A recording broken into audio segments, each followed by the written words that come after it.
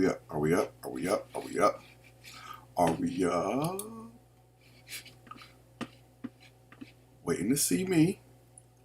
I don't see me yet. There I go. There I go. All right. Let's do this in 3, 2, 1. Uh-oh.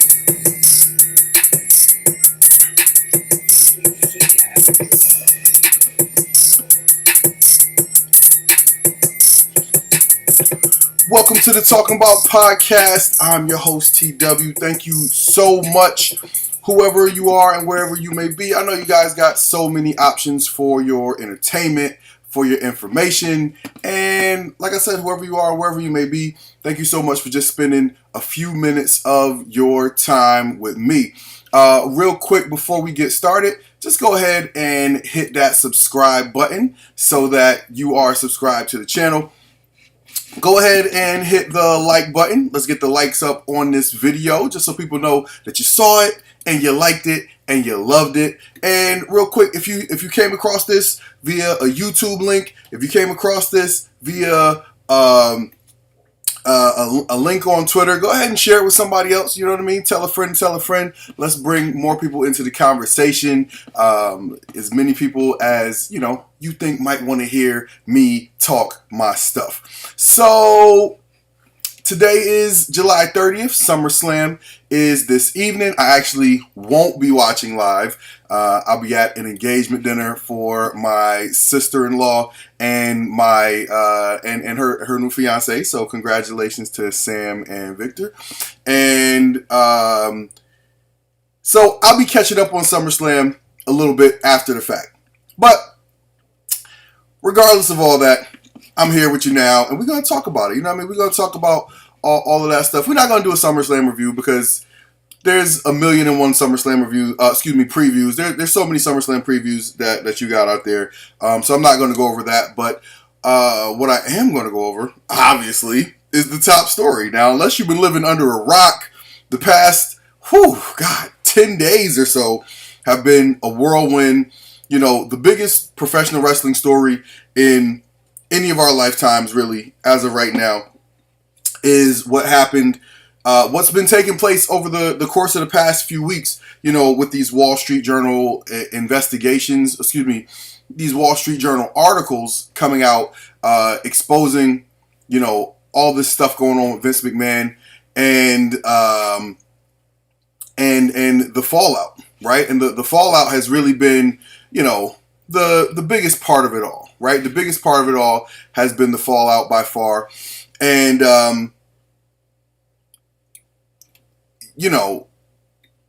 when you have a publicly traded company, it goes beyond your personal indiscretions and your relationship with your wife. So, so many people are like, oh, well, if he wants to, do this or do that, it's his business. Him and his wife, that's between them. Oh, to some extent, yeah. But, again, when you're talking about, millions and millions of dollars of funds that are booked under, the company books, right? And they're finding them to be misappropriated funds. Like, there's no other way to really say it, right? Like, I'm sure there probably are other ways to say it because some of y'all are, MBAs out there probably. But the point is, you can't use company money, right? You can't use company money to be, paying off your little philandering, you know what I'm saying? Paying off women for the foulness that you're getting into and all of that stuff. So, long story short, Vince McMahon had to go. Vince McMahon had to go. And the other part of that is that from a fan's perspective, this was a long time coming. This was a long time coming. Creatively, WWE hit a lot of stale periods, a lot of just like really, really, really stale periods. And I was in a Spaces chat the other day. Shout out to all the people who I engage with in Spaces. There's a lot of trolls in the Twitter world. A lot of people who you would not want to talk to for more than 2 minutes, if you didn't have to. But there's also a lot of, intelligent people who know how to, watch wrestling and think about it beyond the storyline that's given to us on TV and beyond what we see, in the dirt sheets, right? So I was in a conversation with some people the other day, and I was talking about how I was watching SummerSlam 2019 when they had, they did the story where Seth Rollins, he was getting beat up by Brock Lesnar after Brock Lesnar cashed in the Money in the Bank on him, and and when Seth Rollins beat Brock Lesnar in the main event of SummerSlam, the crowd was dead. The crowd was dead, and the crowd wasn't dead because they had been given so much great stuff. Like, no, just the stuff that was happening on the show was really, really whack. Like, Kofi Mania, right? I say it till I'm blue in the face. They did everything possible to cut the legs out of Kofi Mania. Why? I'll never understand it. But, on that same SummerSlam show, Kofi had a match with Randy Orton. A match people were really excited about, right? They were like, oh, they're finally going back to the time when Kofi was getting hot and Randy allegedly politicked on him backstage and got the legs cut out from under his push. And people were really excited to see Kofi Kingston, kind of get his comeuppance on Randy Orton for, something that we thought was a little bit of real life drama. And the way they ended that match at SummerSlam, it was puzzling, right? Like, there was no satisfaction. Nobody got any payoff with the way they ended that match at SummerSlam. And so, the crowd was dead. The crowd just had nothing to cheer for. The crowd had nothing to cheer for. By the time you got to, the main event, you wanted them to cheer for Seth Rollins' victory over Brock Lesnar. But again, you hadn't given them anything to cheer for up to that point. And so they were like, do we care? Do we? Right? So WWE has done this to us, the fans, on many occasions. So, as a fan, right, I think we can all agree that there was many, many, many times when we just looked at WWE and was like, oh, God, it's the same stuff over and over and over again. Brock Lesnar and Roman Reigns, how many times can they go back to the same thing over and over and over again? So, as fans, we were very, very much looking forward to some sort of, new blood, some sort of new creative direction. And with the news that Vince McMahon was going to be retiring, and Stephanie McMahon taking over, we didn't know for sure that Triple H was going to be taking over creative, but then it happened. On Friday, the news came out that Vince was retiring. Then on Monday, the news came out that Triple H was taking over creative. And, oh, man, people with their theories. You know what I mean? People with their theories. I think so many people believe that Triple H is going to try to basically recreate the NXT Black and Gold on Raw and SmackDown. And I just don't think that's the case. I think there's going to be some elements that were on NXT Black and Gold that we're going to see more. Like, for example, more cohesive storytelling, right? Like, think of the Velveteen Dream. I know he's a name people don't like to bring up because of, with good reason, right? For all the stuff that he turned out to be allegedly involved in. So, Velveteen Dream is a name that people, don't associate with some great stuff. But his story with Aleister Black that played out on NXT, that was one of the best things I ever saw in wrestling. Like, it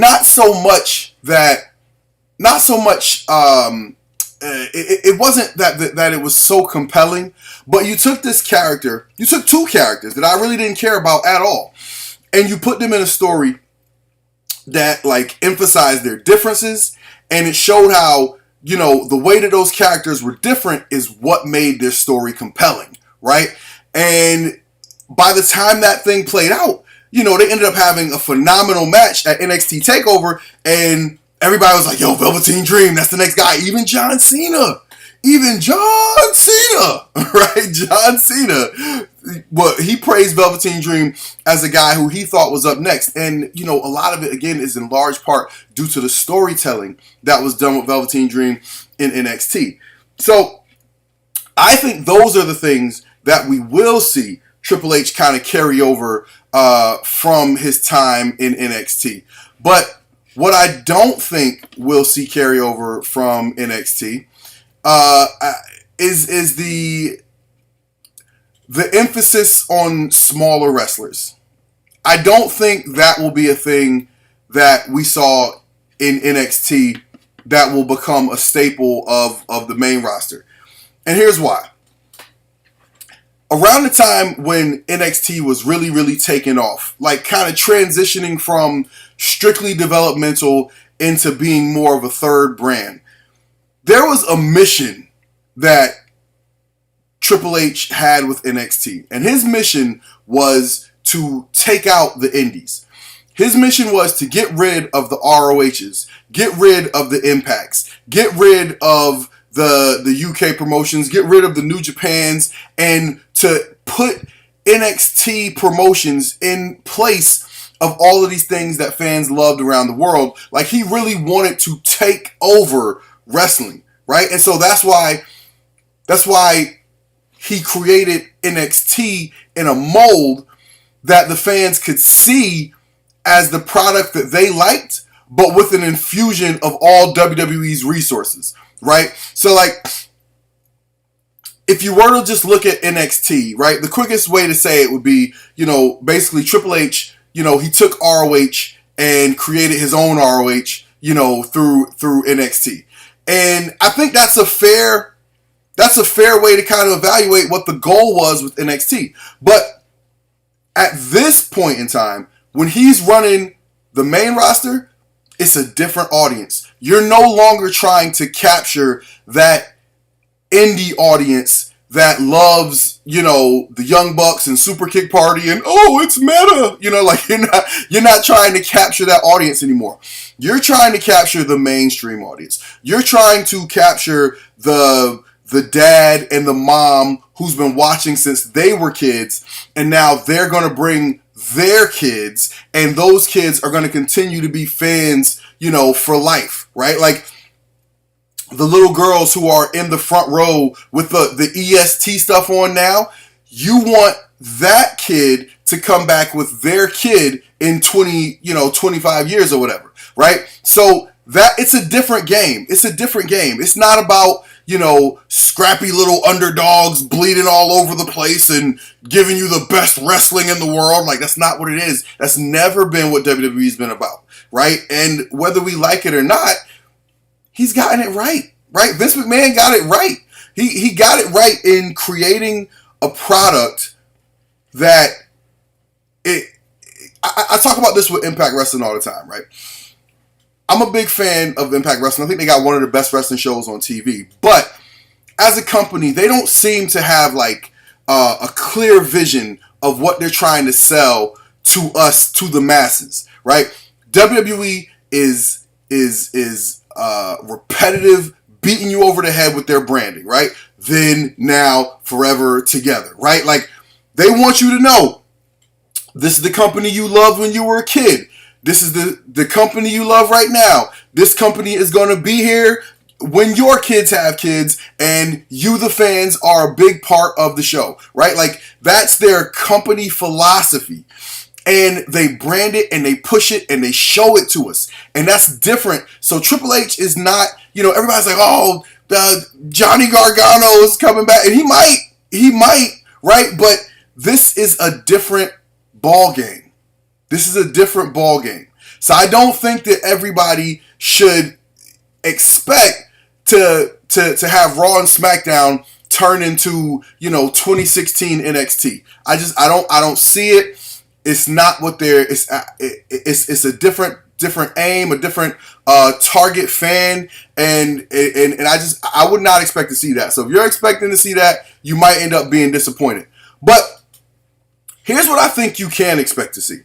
I think you can expect to see, like I said before, more cohesive storytelling, right? Like, I think we'll see less of stories that appear to be going nowhere in particular, right? Like, I think stories will start with a clear end in mind, or maybe not a clear end in mind, because the journey of getting there, right? Like the ride, that's the fun of it. But I think stories will start with an end in mind, right? And you'll see things that make more sense. Like, here's an example, right? On Monday Night Raw, there was a match with Alexa Bliss and Doudrop. Now, for the longest time, I've been watching Alexa Bliss matches and just gritting my teeth watching the matches.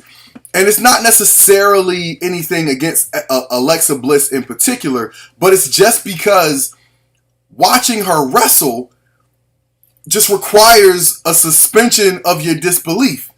You know what I mean? Like, it requires a suspension of your disbelief because she does not look like she should be beating people up. And she does not wrestle in a way that makes sense that she's beating people up, right?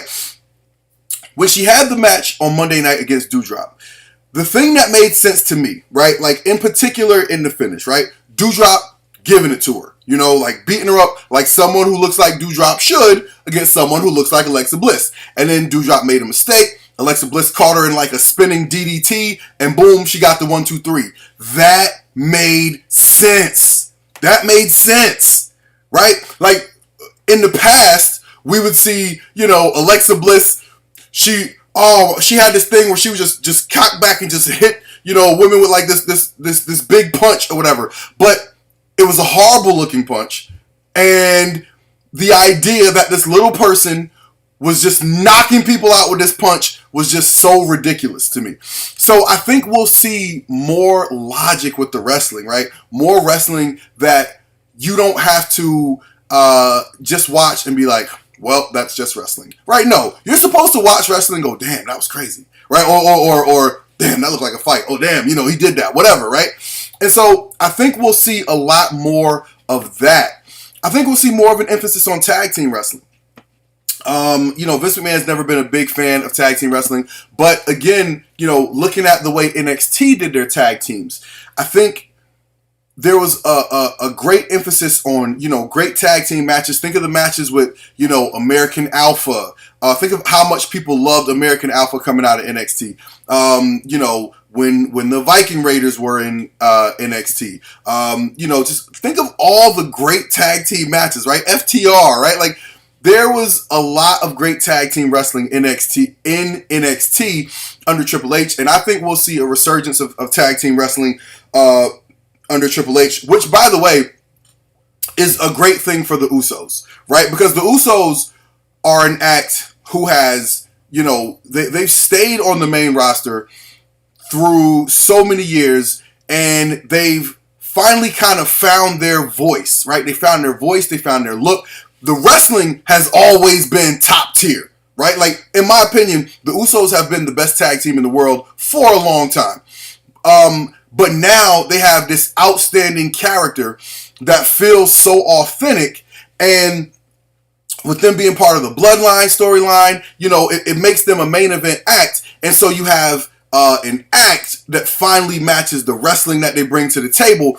And I think, you know, I think they're going to be featured a lot more, right? Because I think they're going to get the spotlight that they deserve, and they have been getting a lot of spotlight as part of this Bloodline story. But with the emphasis that I believe is coming back on tag team wrestling, I think we'll get to see them, you know, just be in more compelling stories, more great matches. They have great matches, but the problem is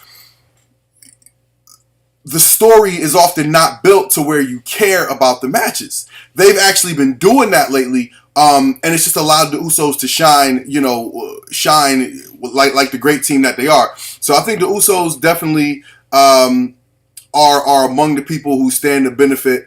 The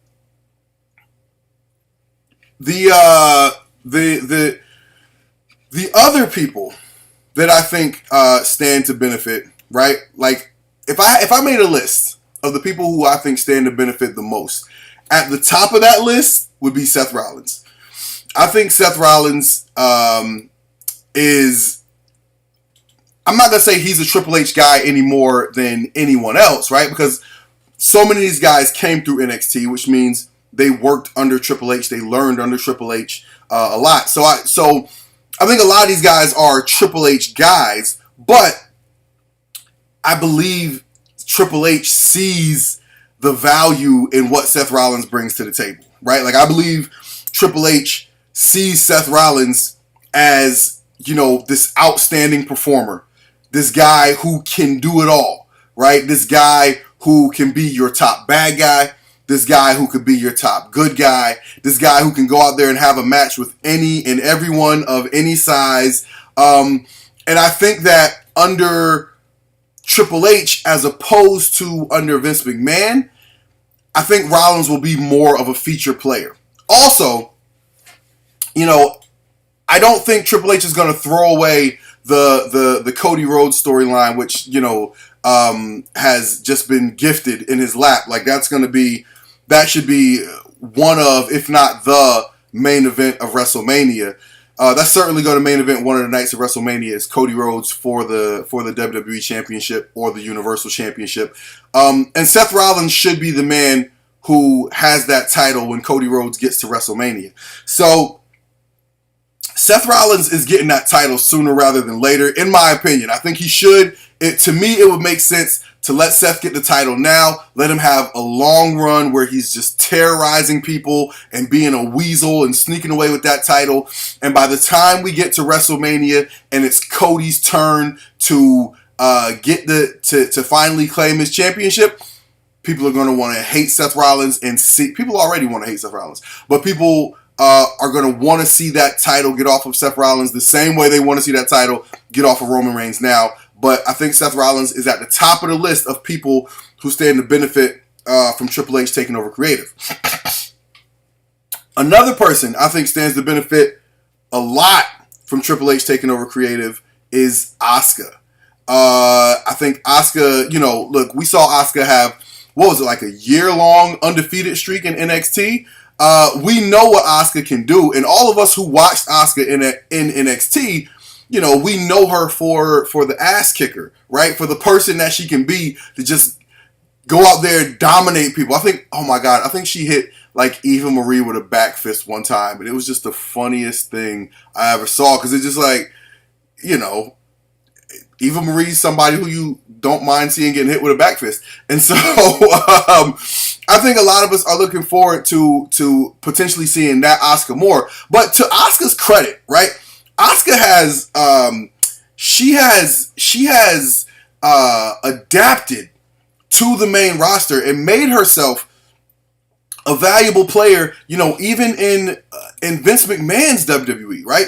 Even if it was something as like, I just got to go out there and sound like a crazy person and blah, blah, blah, blah, blah, blah, all the Asuka stuff, right? She leaned into all of that.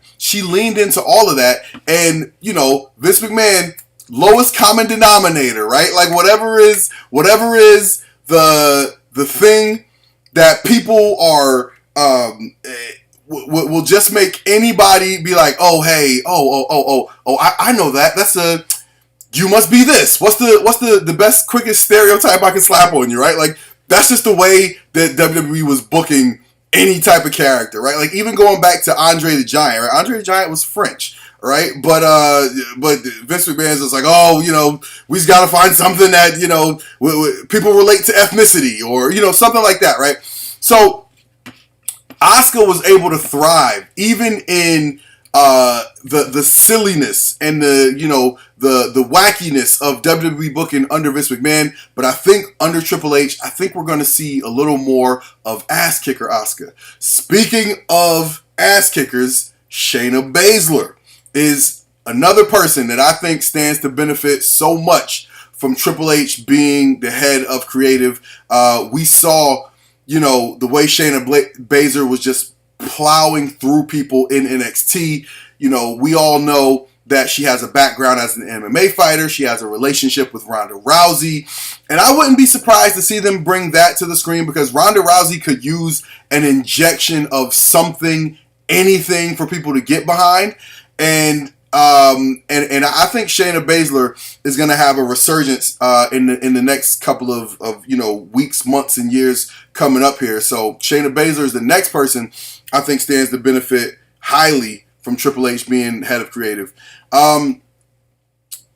Two more people that I think really, really, really stand to benefit from Triple H being the head of creative.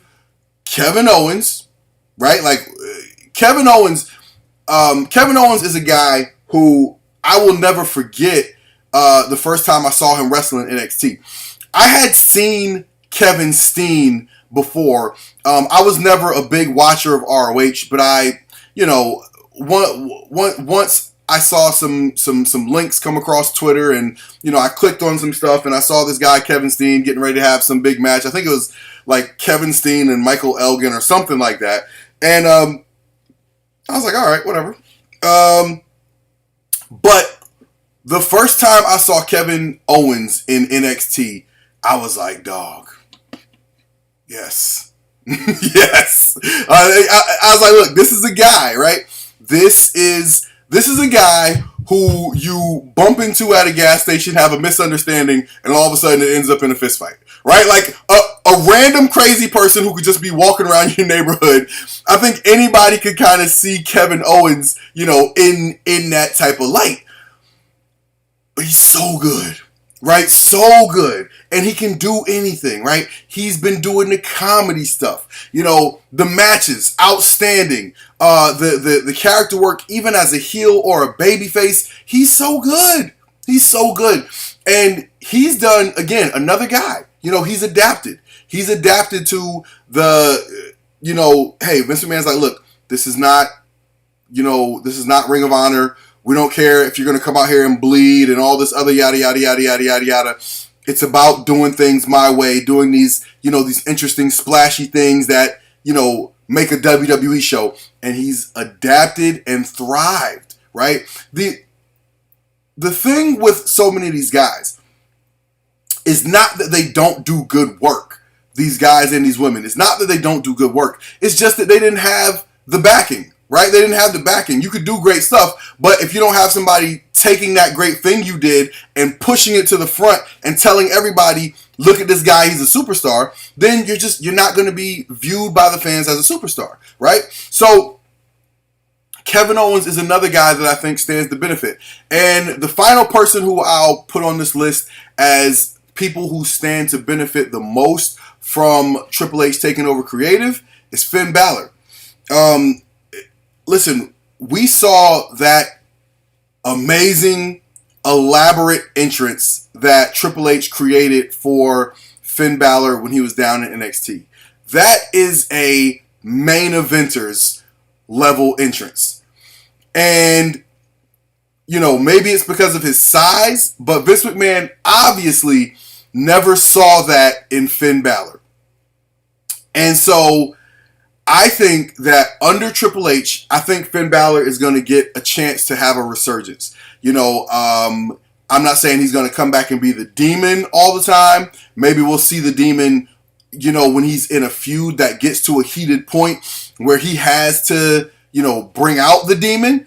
But I think we're gonna get a revival of that Finn Balor entrance. We'll get to see him whether he's playing a heel or a babyface. Again, I think he can do either pretty well, but I think he'll get to start winning some matches and get people to start seeing him as a big deal because he can do it all. You know what I mean? He can do it all. And I think if you were to make a list of the people that probably are going to benefit the most, at least look to benefit the most right now, I think that's a good place to start. Seth Rollins, Asuka, Shayna Baszler, Kevin Owens, Finn Balor, and the tag team division as a whole.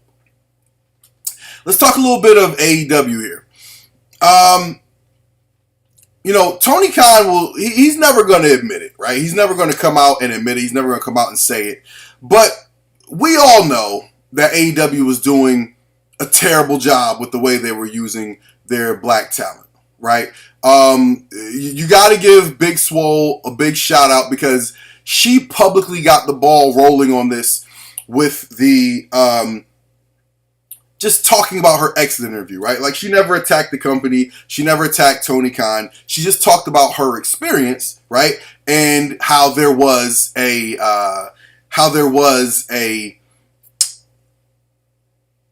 she called it a lack of diversity. But you guys all got to understand that black people do this thing because we've been conditioned to do this thing. We'll use the word diversity because that word was kind of created so we didn't have to always talk about like black and white, right? So we use words like diversity to say like, oh, how are we making this the best for everyone, right? Because white people get tired of hearing about black people complaining about not feeling treated right, right? So you come up with words like diversity to mean let's include everybody.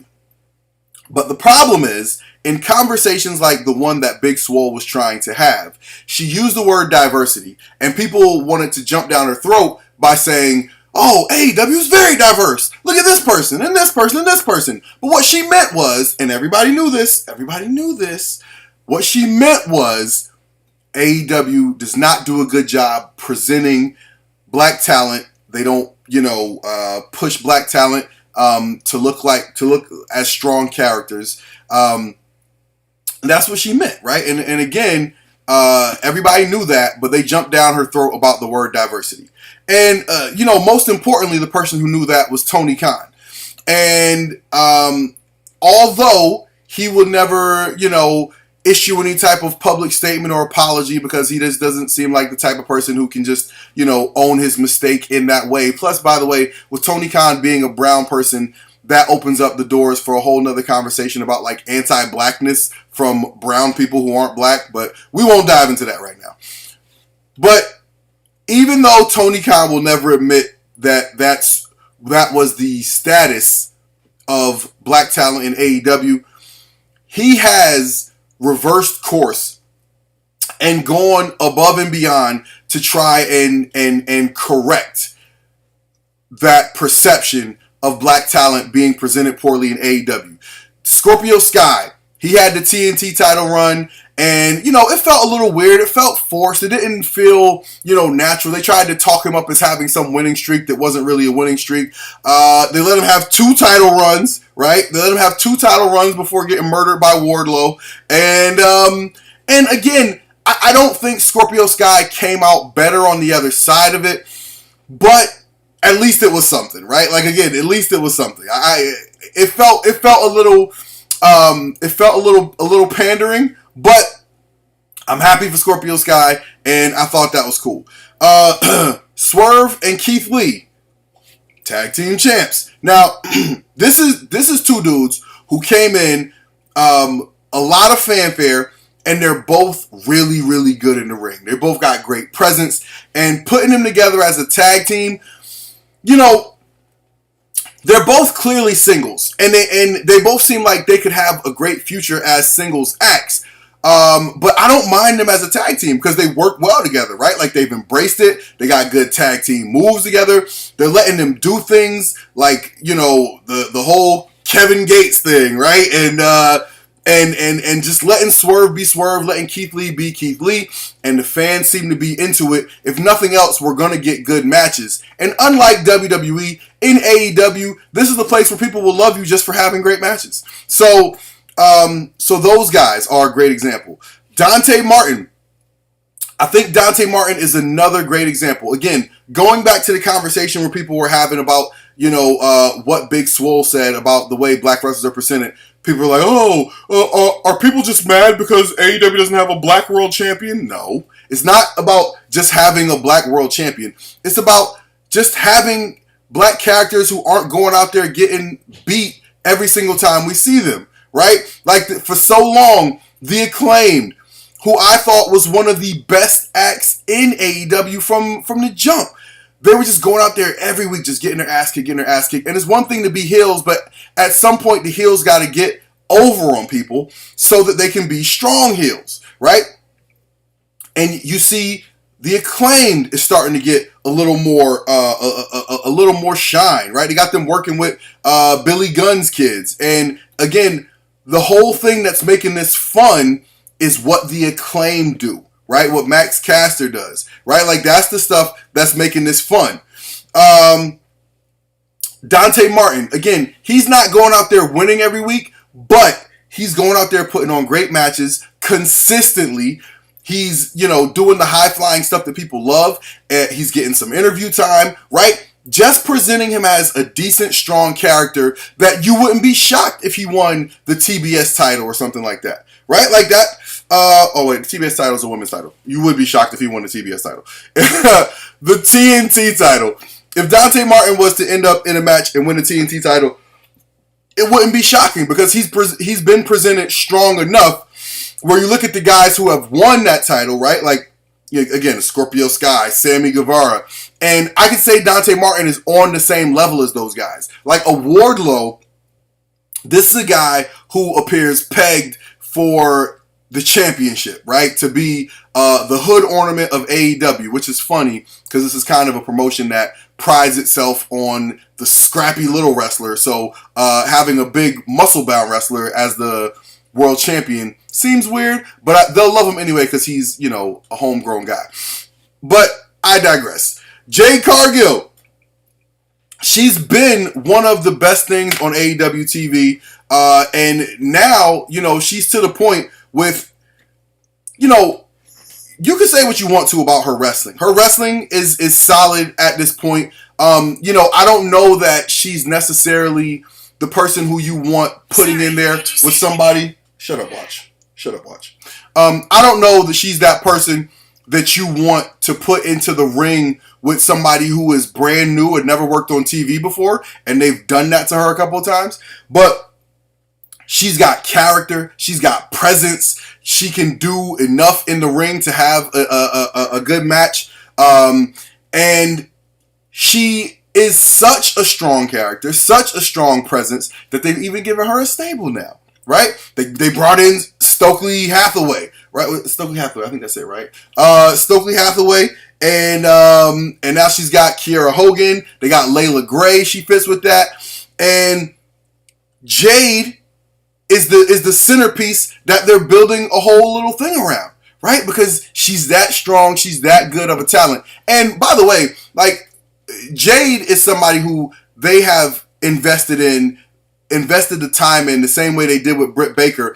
And again, you just see what somebody can become if you give them TV time, you give them matches, you give them time to develop. And Jade is becoming all of that. She's one of the best things on AEW TV. She has been, and she's going to continue to be.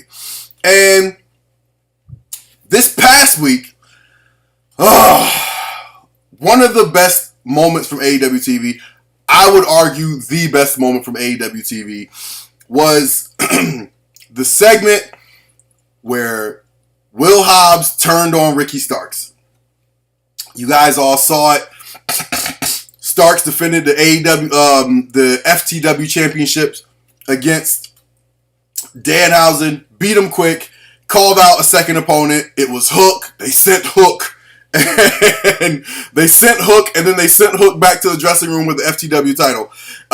Then Tony Schiavone gets in the ring to do a post-match interview with Starks. And, Starks is like, yeah, me and Will Hobbs, it was just bad timing. And Will Hobbs just, boom, just hooks off on him, murders Starks, picks him up, mean spine buster. But Ricky Starks cut the babyface fiery promo. Right? It's my time! It's my time! Right? And, oh man, look. Like, if you can't see it in Ricky Starks, I don't know what you're looking at. Like, if you don't see a star in Ricky Starks, I don't know what you're looking at. And, again, people all the time will talk about how, like, small wrestler this and small wrestler that. And I always say, it's not about the small wrestler. It's about, like, do you just look like a dork, right? Like, Ricky Starks is not a big dude, but you believe him. You believe him when he shows all that extra confidence, when he shows that fire. I'll beat your ass right now, right? Like, Ricky Starks, man.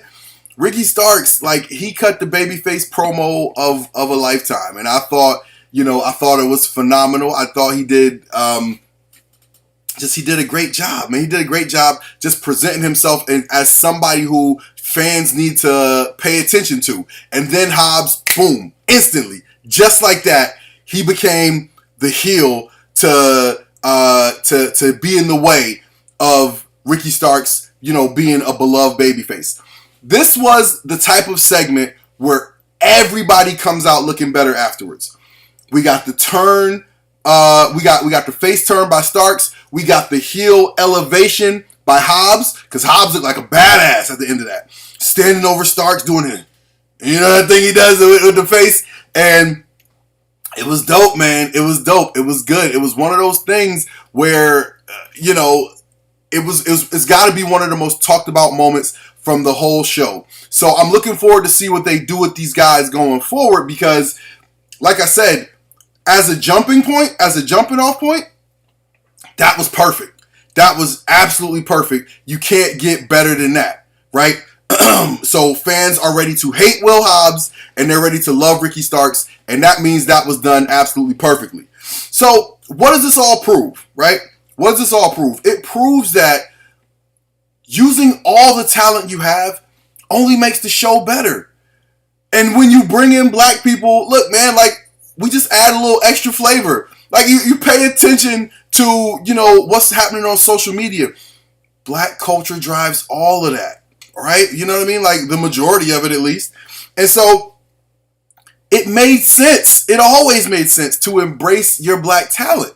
So that was the right thing. So Tony Khan, cheers to you for getting it right with your black revolution, okay?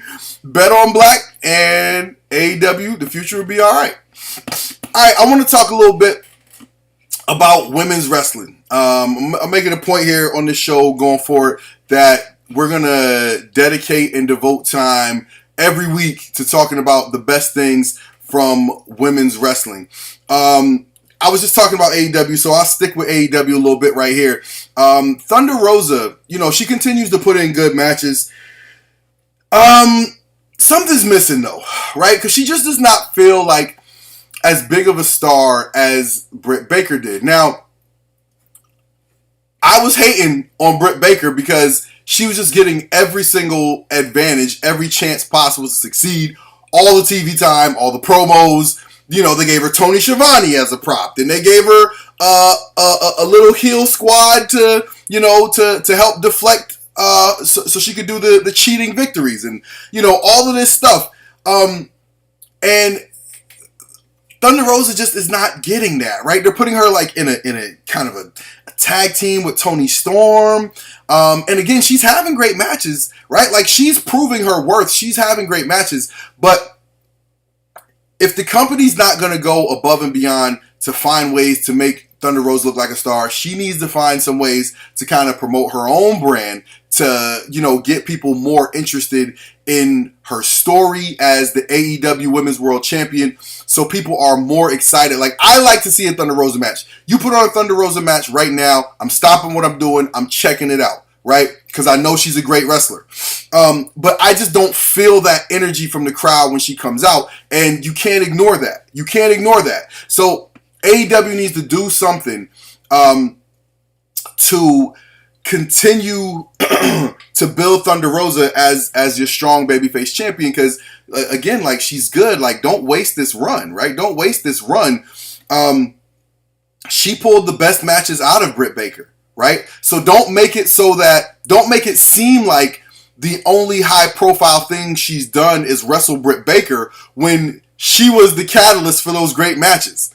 Like, what other great matches has Britt Baker had, right? So I don't want to turn this into a hate on Britt Baker session, but I'm just saying they need to do more to make Thunder Rosa feel like a big deal, because she's dope. You know what I mean? She's dope. Impact Wrestling, I think, look, this past week, Impact Wrestling, they didn't have a lot of women's matches. They had a segment where Tasha Steelz was on commentary, and there were two women from OVW wrestling, and they used that as a vehicle to debut Killer Kelly, who I'm actually very interested in. Like, she looks like, You know what I mean? She's got like that. She's got like this gimmick where she's like a normal, like kind of housewifey type person one moment, and I don't know if she's supposed to be like schizophrenic, and then she turns into this killer. But I'm interested in what she's doing. But I would say, out of any promotion, nobody is doing more with their women right now than Impact Wrestling. Impact has one of the smallest rosters, but they've got an interesting story going around the women's tag team titles. Deonna Purrazzo and Chelsea Green are the heel tag team that's going after the tag titles. The tag champions are Rosemary and Taya Valkyrie, but they're doing something, you know, where Purrazzo and Chelsea Green are going to be going after the titles, and those two are, you know, they're a very interesting pair. They got another character, Masha Slamovich, who's getting the Goldberg push, right? She comes out, you know, 2 minutes, you know, bang, bang, back in the locker room. She's just killing people, and she's like handing out these death certificates, right? Like she'll give a wrestler a picture. It'll be like a manila envelope, and the lady will take it out, and in the envelope will be a picture of her with like a red X on it, and that's how you know like Masha's coming for you, right? Then Jordynne Grace, right? Jordynne Grace is the Knockouts World Champion. They're building up Mia Yim. She's got a match coming up with Jordynne Grace at Emergence. I mean, like, I would say Impact has more good, fun stories going on with their women than any other promotion. WWE is obviously, you know, the kingfish. I would say WWE has the most top heavy roster that any wrestling promotion, right? WWE has the most really, really good women, like just at the very top of their roster, right? Like we're talking about Sasha Banks. We're talking about, because I do believe Sasha Banks is coming back, by the way. I think I neglected to mention one of the things about Triple H taking over and Stephanie McMahon taking over that I think is going to be very important. If you look at anybody in the corporate world who's ever taken over anything, a project, you know, a team within the company, anything, right? The first thing they want to do is put their own stamp on stuff. So under the Stephanie McMahon Triple H regime, they are going to want to make splashes. I saw news going around that, you know, Triple H is looking to make a creative splash tonight at SummerSlam. We'll see how that plays out. But you're going to want to generate positive buzz by creating big moments. And one of the big moments that I believe is in the works, because we all saw that there was a report that Triple H and Stephanie, WWE, were looking to reconcile potentially with Sasha Banks and Naomi. I don't think that's just a rumor for the sake of a rumor. I think that's totally a thing. Just like, you know, I've had a chance to really, really speak on the Sasha Banks Naomi thing, and I won't dive into it too much. But if we can believe what we've heard, their issue was with creative. They gave Sasha Banks and Naomi these tag team titles, and they had no intention of doing anything with them. And they had enough, and they were fed up, and they walked out. As I mentioned earlier, I think there's going to be a renewed emphasis on tag team wrestling. WWE certainly has enough television time and enough people under contract to have an interesting women's tag team division.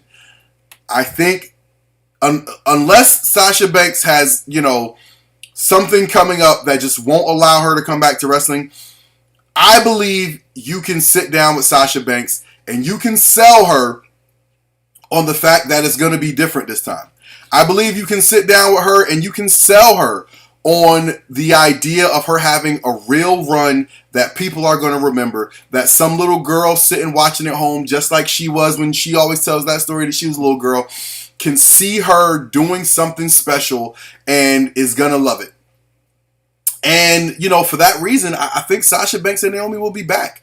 I do think they'll be back. I think that's going to be one of the big splashes that, I think that's going to be one of the big splashes that Triple H and Stephanie are going to make. So I would look to see that coming up. You know what I mean? I would definitely look to see that in the future. But as far as any women's roster, I think WWE is the most top-heavy, right, in terms of who has the most good women. Again, Rhea Ripley, she's really good. She's got a lot of potential. But I think a lot of people would agree she's pretty good. Bianca Belair, she might be the best, the best overall talent in all of women's wrestling. Like she's got it all.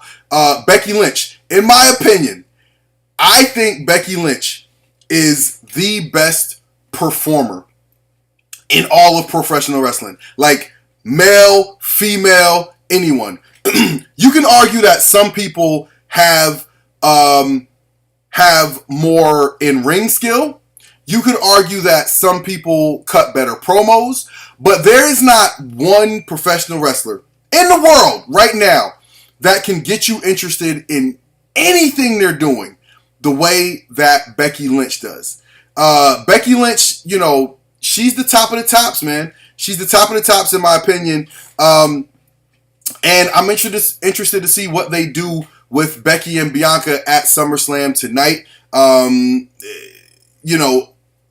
To me, they should complete the Becky and Bianca story tonight.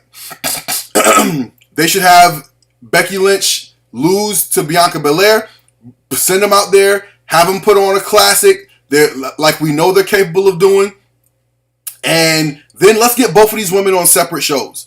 Because I think Bianca Belair and Becky Lynch should be the pillars of your women's division, but on separate shows, right? Because here's the thing.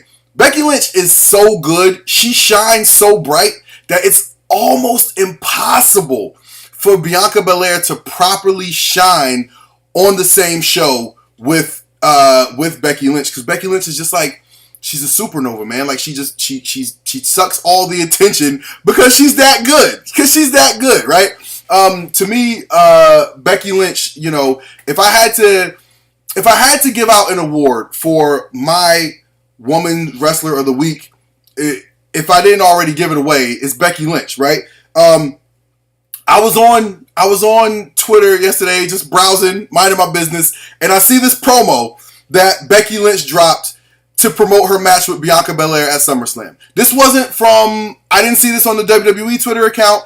I just saw this on Becky Lynch's account. It was just her working out and just talking up the match. You know what I mean? Talking about how she wasn't the chosen one. She doesn't have the famous last name. She's always got to get that dig in there at Charlotte. You know how she didn't fail at another sport and come to this one. That could be a dig at several people. But Becky Lynch talks her stuff, and she talks it as good, if not better, than anybody in the wrestling business. And I am excited to see what they do with Becky and Bianca. I'm ready for it to be over. Don't get me wrong. I'm ready for Becky and Bianca to move on to separate things, come back to each other later, but there's great matches for them to be had. Becky Lynch has proven, right, that she can talk up a match with just about anybody. And, we got other women around the roster, kind of floundering. Let Becky go put some shine on some of them, and let Bianca have some space to be that John Cena, right? Like give Bianca some space to get out there and, do the stuff she does, flex on people, stunt on people, style on people as only she can. And just let her have that run as the babyface champion that people love. You see all the videos of, the little girls in the front row wearing the EST stuff and all of that. Like, listen, Bianca is shining, but I think she'll shine brighter once her and Becky are on separate shows. So I don't care who wins. I think they should let Bianca beat Becky so that they can just kind of close the loop, right? Like this whole story started when Becky came back at SummerSlam last year and got Bianca in the impromptu match and beat her in 26 seconds. So let them have a good match at SummerSlam tonight. Close the story. and just let them both move on. I honestly don't even care who wins because they're both amazing.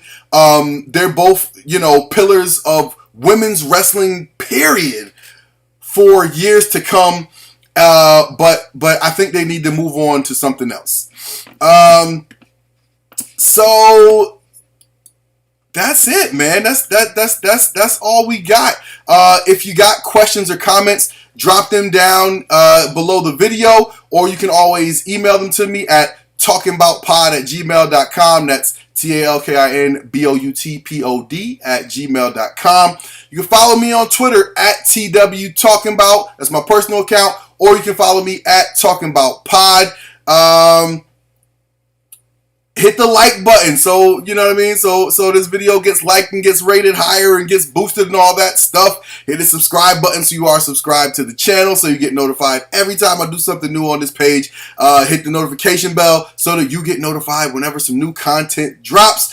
And most importantly, if you want to support the page, if you want to support me, just tell a friend to tell a friend. Let's bring more people into the conversation. Like I said, I know you guys got so many options for your entertainment, for your information, and I'm glad whoever you are and wherever you may be that you decided to spend a few of your minutes with me. I'm TW. Peace.